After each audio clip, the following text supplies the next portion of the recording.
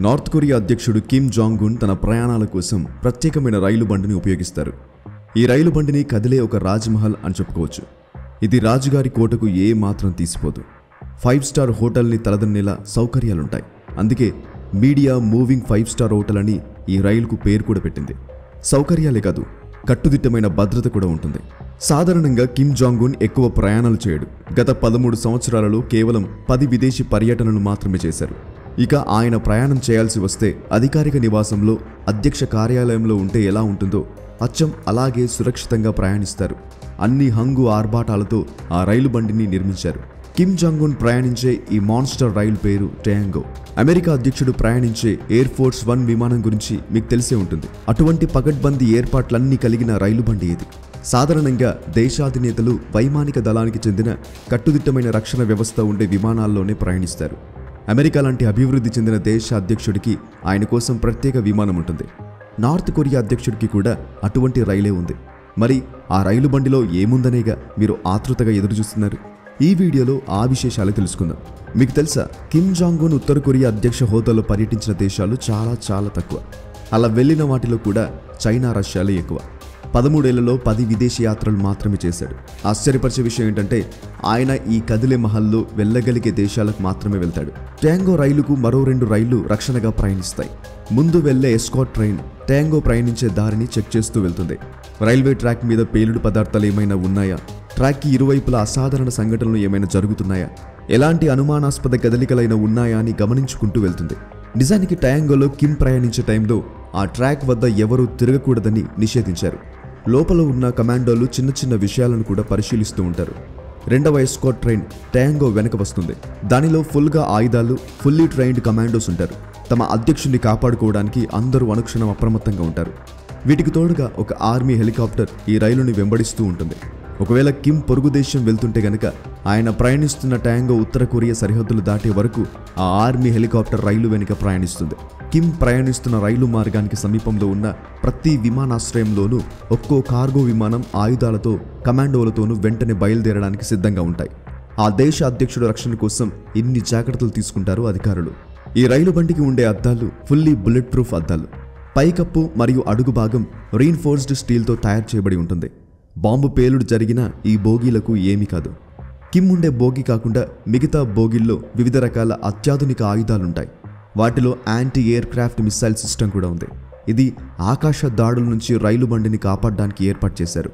టాంగోకి 2 వైపులా anti tank missile and machine guns కూడా ఉంటాయి. ఒకవేళ ఈ జాగ్రత్తలన్నీ విఫలమయ్యే పరిస్థితి ఎదురైతే గనక కిమ్ని సురక్షితంగా తీసుకుపోవడం కోసం రైలు బండిలోనే ఒక చిన్న హెలికాప్టర్ కూడా రెడీగా ఉంటుంది.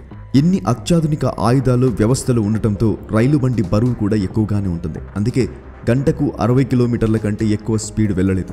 అందుకు తగ్గట్టే ఈ ట్రాక్స్, రైల్వే స్టేషన్లు కూడా పరిమిత సౌకర్యాలతో, ఎన్నో నియమాలతో నిర్వహిస్తూ ఉంటారు. కిమ్ ప్రయాణించే టాంగో రైలు ప్రయాణించే మార్గంలో ప్రతి రైల్వే స్టేషన్లో ముందుగానే లైట్స్ని ఆపేస్తారు. బండి స్టేషన్ దాటి వెళ్లే వరకు అలాగే ఉండాలి. స్టేషన్ ఒక్కదానికే ఈ రూల్ ఉంటుందని అనుకుంటున్నారా? కాదు. ఈ రైలు పక్కన మరో రైల్వే ట్రాక్ ఉంటే ఆ ట్రాక్ మీద ఇంకో ట్రైన్ ప్రయాణించకూడదు. పొరపాటున కూడా అలా ఏ ట్రైన్ అయినా పక్క ట్రాక్ మీద కనిపిస్తే పైనున్న విద్యుత్ తీగల్లో విద్యుత్ సరఫరాని నిలిపేస్తారు. మీకు తెలుసా, ఉత్తర కొరియా 4 దిక్కుల్లో ఉన్న ఒక 20 రైల్వే స్టేషన్లలో కేవలం కిమ్ ప్రయాణించే టాంగో రైలు బండికి మాత్రమే ప్రవేశం ఉంటుంది. మరే ఇతర రైలు బండ్లు ఆ 20 రైల్వే స్టేషన్ల గుండా అస్సలు ప్రయాణించవు. అంటే కిమ్కు మాత్రమే ప్రత్యేకించబడ్డ రైల్వే స్టేషన్లవి. టాంగో ఎలాగో నెమ్మదిగానే వెళ్తుంది కనుక ఆయన వెళ్లాలనుకున్న ప్లేస్కి చేరుకోవడానికి రోజుల సమయం కూడా పడుతుందని చెప్తారు. ఎవరికీ పెద్దగా ఇబ్బంది కాకుండా ప్రత్యేక రైలు, ప్రత్యేక రైల్వే స్టేషన్లు, ప్రత్యేక నియమాలు ఉండటం ఒకందుకు మంచిదే కావచ్చు. అంటే సాధారణ ప్రయాణికులు ఆ మార్గంలో వెళ్లకుండా వేరే దారి చూసుకుంటారు కదా. 2023 సెప్టెంబర్లో కిమ్ రష్యా వెళ్లి ఆ దేశ అధ్యక్షుడు వ్లాదిమిర్ పుతిన్ని కలిశాడు. అందుకు కిమ్ తన ప్రత్యేక రైలు బండి టాంగోలో ఉత్తర కొరియా నుండి 10 రోజులు ప్రయాణించి రష్యా చేరుకున్నారు. కానీ ఇక్కడే సమస్య ఏర్పడింది. రష్యా రైల్వే ట్రాక్స్ ఉత్తర కొరియా రైల్వే ట్రాక్స్ కంటే వెడల్పుగా ఉంటాయి కనుక ఉత్తర కొరియా రష్యా సరిహద్దు వద్ద టాంగోకి చక్రాలను మార్చారు. అప్పుడు సరిహద్దు దాటి రష్యా దేశ రైల్వే ట్రాక్ ఎక్కింది టాంగో రైలు. బండి లోపలంతా దేశ అధ్యక్షుని ఇల్లులాగే, ఆయన కార్యాలయం లాగే ఉంటుంది. అంటే రైలు బండిలో ప్రయాణిస్తూ ఇల్లు, కార్యాలయంలో ఉన్నట్టు పనులన్నీ చక్కబెట్టుకోవచ్చు. ఇందులో శాటిలైట్ ఫోన్, ఫ్యాక్స్ మెషిన్ లాంటి సదుపాయాలన్నీ ఉంటాయి. రిసెప్షన్ మీటింగ్ రూమ్లతో పాటుగా విలాసవంతమైన వసతి గదులు కూడా ఉంటాయి. లోపలంతా వుడెన్ ఫ్లోరింగ్ కనిపిస్తుంది. ఇక రెస్టారెంట్ సంగతి ప్రత్యేకంగా చెప్పాలా. ఫ్రెంచ్, కొరియన్, చైనీస్, జాపనీస్ వంటకాలు సాధారణంగా ఉంటాయి. కానీ ఆయన కోరుకుంటే ఏదైనా చేసి పెట్టే చెఫ్లు, వారికి కావలసిన సామాన్లు, సదుపాయాలు కూడా ఉంటాయి. ఇక ఆయన వినోదాలకు ఎటువంటి లోటు ఉండదు. ఇది పూర్తిగా వ్యక్తిగత వాహనం కాబట్టి కిమ్కి ఇష్టమైన ఏర్పాట్లుంటాయి. రైలు బండిలో లేడీ కండక్టర్స్ పేరుతో కొంతమంది గాయకులు, నాట్యం చేసేవాళ్ళు కూడా ఉంటారు. ప్రయాణం మధ్యలో ఎక్కడైనా ఆగి దిగాలనుకున్నా లేదా గమ్యం చేరుకున్నాక ఆయన ఆ ప్రాంతంలో ప్రయాణించడం కోసం రైలు బండిలోనే కిమ్ వ్యక్తిగత మెర్సిడీస్ లెమోసిన్ని కూడా వెంట తీసుకెళ్తారు. దాంతోపాటుగా ఎస్కాట్ వాహన శ్రేణులు కూడా ఉంటాయి. ఆ వాహనాలతో పాటు ఆయన వ్యక్తిగత సిబ్బంది కూడా ఉంటారు. చక్కగా విమానంలో ప్రయాణిస్తే సమయం, డబ్బు ఆదా అవుతాయి కదా అని మీరు అనుకోవచ్చు. ఈ రైలు బండి ప్రయాణం ఆయన తాతల కాలం నుండి ఆనవాయితీగా వస్తున్న సాంప్రదాయం. కిమ్ తండ్రి, కిమ్ తాత కూడా ఎక్కడికి వెళ్లాలన్నా ఈ రైలు బండిలోనే ప్రయాణించేవారు. కిమ్ జాంగ్ హున్ తండ్రి కిమ్ జాంగ్ హిల్కి విమాన ప్రయాణం అంటే భయం. అందుకే ఆయన ట్రైన్ ప్రయాణాలనే ఎంచుకునేవాళ్ళు. 2001లోనే ఆయన రష్యా రాజధాని మాస్కోకి రైలు బండిలో వెళ్లారు. మొత్తం 20,000 కిలోమీటర్ల దూరాన్ని నెల రోజుల పాటు ప్రయాణించారంటే అర్థం చేసుకోండి. కిమ్ జాంగ్ ఇల్ రహస్య ప్రయాణం గురించి ఆయనతో పాటు ప్రయాణించిన రష్యా అధికారి కాన్స్టాంటిన్ పాలికోవిస్కి తన యాత్ర అనుభవాలను, రైలు బండిలోని విశేషాలను రాసుకున్నారు. కాబట్టి దీని గురించి ప్రపంచానికి తెలిసింది. మహారాజు గారి రైలు బండి లోపల ఎలా ఉంటుందో ఆ పుస్తకం ద్వారానే అందరికీ తెలిసింది. ఆయనకు ఆ బండిలో సకల సౌకర్యాలు చేశారట. నచ్చిన ఆహారం, ఇష్టమైన మందు ఇచ్చారని చెప్పుకొచ్చారు. అలా రైలు బండి ప్రయాణం అనేది ఉత్తర కొరియా అధ్యక్షులకి వారసత్వ సంపదగా మారింది. 2004లో కిమ్ జాంగ్ ఉన్ తండ్రి కిమ్ జాంగ్ ఇల్ ప్రయాణిస్తున్న రైలు బండి టుంగ్ స్టేషన్ని దాటిన వెంటనే ఆ స్టేషన్ గుండా వెళ్తున్న కార్గో ఆయిల్ ట్రైన్కి షార్ట్ సర్క్యూట్ జరిగి నిప్పంటుకుని భయంకరమైన పేలుడు సంభవించింది. అయితే అది తమ మీద జరిగిన విఫల ప్రయత్నమని కిమ్ జాంగ్ కుటుంబ సభ్యుల అభిప్రాయం. ఆనాటి నుండి రైలు ప్రయాణంలో రక్షణలు, మార్పులు, భారీ భద్రతను ఏర్పాటు చేశారు. 2009లో రష్యాలో ప్రయాణిస్తున్నప్పుడు అక్కడ ఫోటోగ్రఫర్లు ఆ రైలు బండిని ఫోటోలు తీయడానికి చాలా ప్రయత్నించారు. కానీ ఉత్తర కొరియా అధికారులు అడ్డుకున్నారు.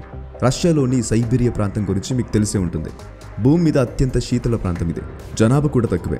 అలాంటి చిన్న చిన్న గ్రామాల గుండా ఈ ఉత్తర కొరియా అధ్యక్షుడి రైలు బండి వెళ్తున్నప్పుడు ఆయా గ్రామాల్లో ముందస్తుగా విద్యుత్ సరఫరాను నిలిపివేస్తారు. ఇదంతా రక్షణలో భాగం మరి. ఎందుకంటే అమెరికా గూఢచార సంస్థ సిఐఏలు శత్రువులు కనుక వారి నుంచి రక్షణ కోసమే ఇదంతా అని ఉత్తర కొరియా జవాబు.